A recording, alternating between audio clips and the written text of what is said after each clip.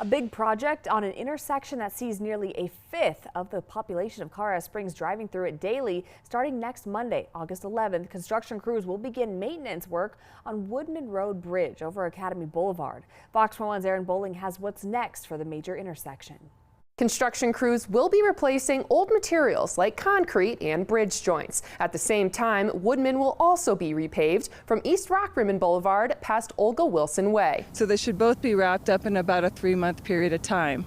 A bulk of this work is going to be happening at nighttime. One of the reasons why we're moving this work as much as the nighttime as possible so that this busy intersection and all the businesses around it can be accessed throughout it. With up to 80,000 vehicles going through the intersection each day, the area is considered high traffic. The city says there will only be 2 lane closures at a time, but it still encourages drivers to take an alternate route.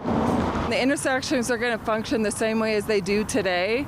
It's really just going to be updating the wearing surface. To try and prevent this busy area from needing updates again in the near future, the city is going to try out a new, more durable asphalt with a higher cost but a longer lifetime. CDOT uses it quite a bit on highways. There's been some other municipalities up in Denver that have used it on highly traveled roadways.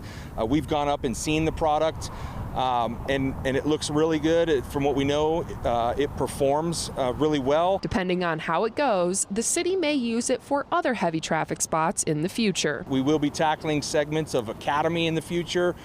This could be a very good tool in our toolbox to give the citizens of Colorado Springs a much better product on the roadway. For now, they'll be repairing the roughly 15-year-old bridge and its surrounding areas. As you're going through here, even with the work happening at night, to be patient. You're going to see things going on. Watch out for the workers, slow down.